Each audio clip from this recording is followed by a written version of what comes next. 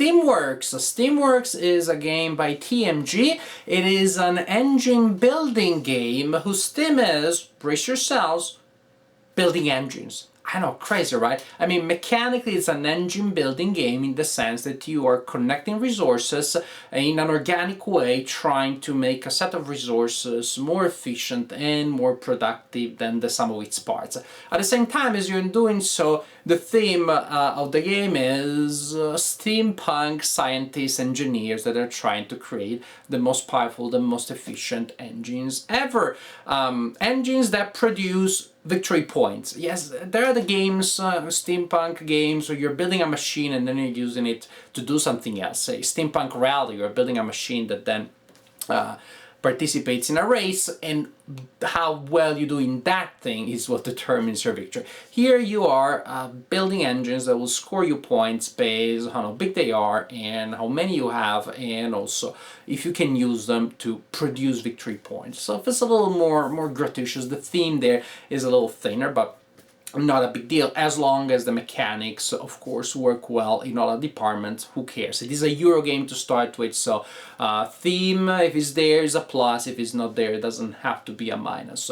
So Steamworks, you will collect resources and then you will organize them in little engines in your play area, and then also you will place your workers to activate them. So sometimes your workers will go to build some engines and collect resources, and some other times will go to actually activate the engines that will create a set of effects that then you resolve. So there's also this worker placement element, worker placement and engine building. Very good looking components, rulebook okay, not particularly easy to understand the game. Somehow the game is fairly linear. I guess maybe I just had to reread the rulebook once more than I would have liked and I would have expected also. And also, as it happens so often in games that are about building things, it's icon extravaganza, it's icon palooza. You're gonna have a lot of different icons, so expect the first games to have a lot of interruptions as players go and look at the manuals and check what the various styles do, which actually still the best way of doing it. Is much better than if you try to study them all and then play the game without interruptions, because you're going to interrupt the game anyways to go back and check those icons. So just forget about them. Learn the basic ideas, start playing the first game as a training game, going and checking the icons every time, and then things of course will get better. So there's that little bit of entry point learning curve there. Not immense, but it's an element of the game. In any case, let's see how the game plays. When you play the game, in the middle of the table you will have this board here, which is used to organize the tiles that you will purchase. There are stacks of tiles here indicating the sources of energies that you will need to power up your machines. And there are three types: clockwork, steam, and electrical, as represented, as indicated by different backs on their tiles. The fronts are all the same. As you can see, again, it simply shows the source. And then you see these connections. These are important, and we'll see later why these connections are important. Here you have the main area where you will have the tiles that the players will purchase and they will use as components for the machines. There are 8 tiles available at the beginning of the game. Then players will start buying tiles. So these will be replaced by tiles coming out from this deck here. And there's a basic idea that when tiles are bought at the end of the round, well, first you eliminate the tiles that are on this side that have become old, and then you shift all of the remaining tiles, and then you fill up the areas. Here, hidden behind this stack, there will be a little stack of these clock tiles here. There will be one here, and one in the corner here. There are game effects that will get to remove those tiles from there. When these tiles are exhausted from behind this deck, then this stack of tiles becomes available. Then you fill up this conveyor belt. We can call it the second age, or the second phase of the game.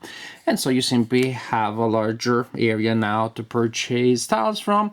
When the deck of those clock tiles from behind here, the stack, is exhausted, then you open this at the conveyor belt. And then finally, when the last stack that will be here is exhausted, then the game is over. So the longer the game goes on, the more tiles you'll be able to purchase. But let's talk about the people that will be purchasing them. The players will use these cards here representing different characters, and these are unique characters. They have different actions and abilities. Here you have an area representing their starting resources. Here you have the unique actions that they can perform. Here you have an area where they will place, oh, oopsie daisy, where they will place their initial mechanics. Each player has a total of 4 mechanics and an automaton. The automaton is not used at the beginning. 2 of the mechanics are not used either. You have 2 mechanics there. As you can see, the mechanics are associated with a cost, which is how much it costs to use that mechanic. The first is free for this character, the second one costs 1 coin, and later when you acquire more, if you want to use them, you'll have to pay. You acquire your third worker when this stack here is unlocked, and the fourth worker when this stack here is unlocked. As you can see, also the matching colors are a reminder of that. So you will have these guys, and again, as I said, there will be different characters with different starting abilities. For example, this character here can use the first and second worker without paying anything, and has different actions. So again, different things, different abilities, a lot of replay value here, and different ways of experimenting with different characters. But back to the general idea. What happens in a turn? Well, what happens in a turn is that you will use one of your characters, so you will place it somewhere in the game, and the character will perform an action for you. And you continue like this, then other players use their mechanics. Again, when you use a mechanic that has a cost, you pay that cost. If you cannot or don't want to pay a cost, then instead of placing the mechanic somewhere, you simply move it there and you get the corresponding amount of money. Instead of paying, you get that amount of money. You get money when you pass. But that's something that you do if you're really, really desperate. What you're trying to do is to build a machine, not to pass. Now, to build a machine, you need to combine sources and components. Sources and components. Sources, as we said, are of this type. Components, let's get a bunch of random components here to show you how they work. Well, components, as you can see, have connections which indicate the type of energy that can get in that component to activate it. Some components only take 1 type of energy, some components 2 or all 3, which is kind of awesome. Now, you will probably have an action on your board that allows you to build a machine. So as I said, when I'm activating my mechanics, I move them from here to, well, somewhere else. For example, this character, an action that she has, well, she can get tiles from the board, or she can use this action to build a very basic machine. That symbol there with that circle, that represents a source.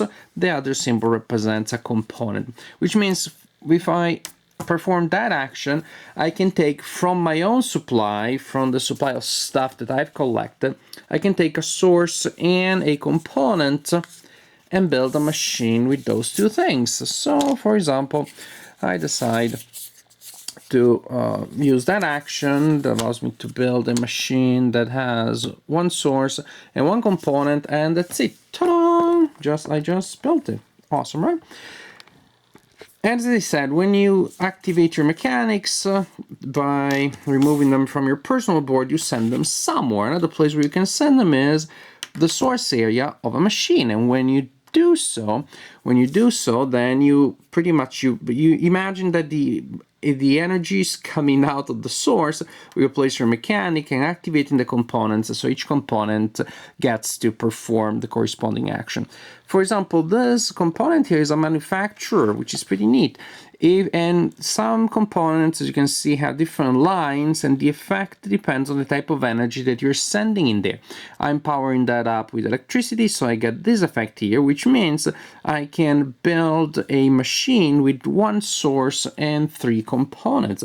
And let's do that so you see how that may look like. Let's say that I'm using another electricity here, and I'm gonna attach this piece here, which I can because it's electricity. I guess you have figured out by now that you have to match you have to match the components, or better the source, so I will not be able to attach that one. That I cannot send steam there. Another thing that I want to do, suppose, is this one. And now I just built a machine that was 4 pieces, and then, well, later I activate that machine, or plot twist, someone else does. Yes, you can activate other people's machines. When that happens, the owner of the machine gets one of those tokens that I showed you earlier from the board, which is worth a victory point at the end of the game. So you're giving victory points to other people, friends. Also, it is possible, so some of these tiles have, you see, icons with a red edge. That is the benefit that the owner of a machine gets when someone else uses it. So if I own a machine with this tile and I'm using it, well, good for me, I'm using the effect. Someone else uses it, then they're giving me that effect. In this case, when the machine that includes this piece, this component is activated and energized, this produces a victory point, and if someone else is using it, I also get a victory point. Hooray! And suppose that somebody activates that one, what do I get? I can manufacture another machine, I can use my automaton, that is the effect, which pretty much is an extra action. This one allows me to convert money into victory points. Money is another currency in the game, you use it for several things. And just there is a huge variety of things that you can build. Incredible variety. Here would be another machine with different source and different ability. There's a clockwork machine. When I activate that one, I get 3 coins. This allows me to buy more stuff. And depending on the column on the big board from which I'm buying it, I'll pay a different amount of money. So see, those are the columns, and that would be the cost. Huge number of things. Power converter allows me, well, to use a source to connect it to something that usually would not work. This allows me to get tiles. Also, you saw that action allows you to build things that are too your basic build action allows you to build small machines. The manufacturer allows you to build bigger machines. But what if you want to expand the machine? Worry not, then you use the expander. When that is activated, you can add a component to an existing machine. Other things, a miscellaneous stuff giver gives you different type of stuff, coins and sources, because remember you need components and sources. There is one called the sorcerer, not the sorcerer, my D&D friend, the sorcerer, that allows you to add a source to an existing machine. So pretty much you are creating what we say in some other games, you're creating engines. Yes, here you're literally creating engines. You're creating engines within the fiction of the game, but also, economic engines. You want to build machines and collect sources and tiles and build bigger machines, expand those machines, because of course the larger your machine is, the more efficient it is. You only have a certain number of workers, so if I'm placing a worker here for one worker, I'm only activating that effect. Here I'm getting 3 things. There is even a card that allows me to multiply the effects of a tile, which is to use it multiple times. Pretty much you attach it to the side of a machine, of a component, and when the component is powered up, the component is activated twice. Just a lot of different things, but that is the idea. I mean, the general effects are Machines allow you to get more stuff, which can be tiles, can be coins, can be sources. Machines that allow you to build machines, to expand machines, and also machines that allow you to convert resources into victory points. Because sources, tiles, components, all those things are good, but they're not victory points per se. Well, sorta. They're one way of getting victory points. Because the components, yes, they have this little symbol here, there's a prestige point, and that is a victory point. But again, then you also have other things that allow you, for example, to convert sources into victory points, that sort of things. So yes, tiles are victory points, but then tiles may also give you other victory points, so that's great. So you're building your machines as efficiently as possible, but also the tricky thing, don't make them too appealing, because then other people are going to use your machines. Yes, they give you victory points, but if you get a victory point and they get a huge advantage, that may still not be good. So you have to find the balance there. They have to be good enough for you and not too appealing to other people. You build your machines and you continue like this until the stack of time tokens in that area is depleted. At that point, you trigger the end of the game. When the game is over, you count victory points, prestige points that you will have collected during the game. They're recorded using these tiles. You will have collected them using these effects that give you tokens, plus prestige points on the machines that you have in front of you that you built. And at the point, the player with the highest total of prestige points is the winner of the game. I like this game. I like it. I think it's a solid game. I like the choices it gives me. I like how I'm thinking about the sequence of the events, how to optimize my machines, the timing in which I'm doing stuff, all the stuff with nice mental challenges that I want from a good Euro game. I like in particular the rule that says that you can use other people's machines. And I like it even if then, like, if I had a game in which no one ever uses it, I think it's still a very good rule to have, because it colors the way that you approach the construction and design of your own machines, because you do not want to invest on this huge, awesome doomsday device that other people get to play. So the fact that the possibility that other people may use your machines really affects strategy in a positive way, because you have that extra challenge of spreading your goods, or spreading your resources in a way that is still efficient, but doesn't have one thing that is overpowered over the other, and then other players can take advantage of that. So I like that. I would almost say that to me is the cornerstone of the design. There are games where I buy stuff to build other stuff, and probably also the games in which something similar happens. They're not coming to mind right now. They didn't come to mind as I was playing the game, and to me probably the thing that made the game interesting was precisely this extra dilemma of making my machines good enough for me and not too attractive for you. Very good. However, there are a couple of caveats that I have to put there that mainly will depend on the number of players that you have and the type of players that you have. In particular, please do not play this game with any friends of yours that are even in the slightest inclined to analysis paralysis, because that's going to completely kill the game. Then you will want to kill them. It gets unpleasant and messy. No. You have to find that kind of player that knows that this is a very technical, it's a very procedural game. It's about calculating possibilities, so optimizing, calculating efficiency, etc. And yet somebody that can do it at a certain level, a certain relaxed approach, a certain zen approach to it. Because although technically you should just check every machine that is in play, know exactly what it does, know exactly how efficient it is, etc., etc., that would be the best, the optimal way of playing the game. Technically is also the worst way of playing the game ludically, socially, as an experience. So it has a little bit of paradoxical element there, that it's a game that invites analysis paralysis, invites deep analysis, but then if you do too much of it, the game becomes very annoying.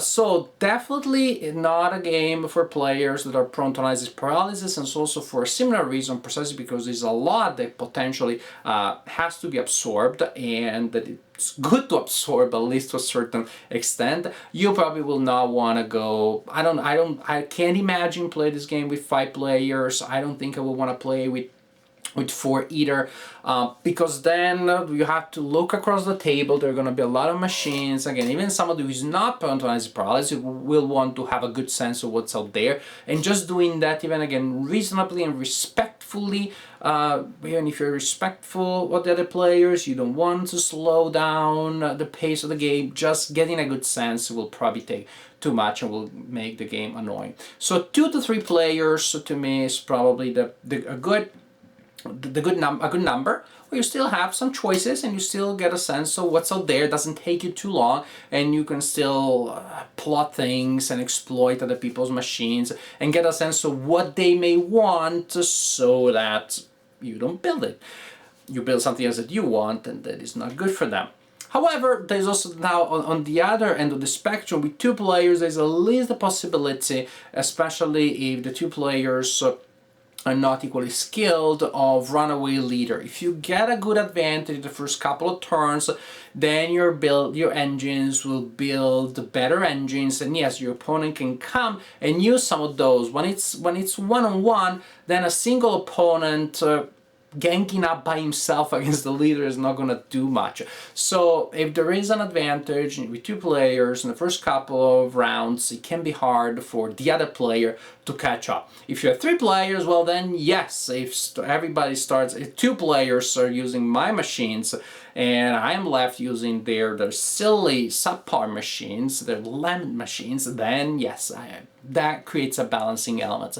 So and that doesn't have to be a problem in 2 players game. If the players know about this, are particularly careful the first couple of rounds, they are of equal skill and experience, then you do not have that problem. Keep that in mind, at least as a possibility. So in some, it's a game that plays between 2 and 5, but to me the Goldilocks zone, which is not too hot and not too cold, it's pretty narrow. Probably is a game that really works best with 3 players, which can be an advantage in itself, because 3-player games are tough to, good 3-player games are tough to come by. So there's an advantage there.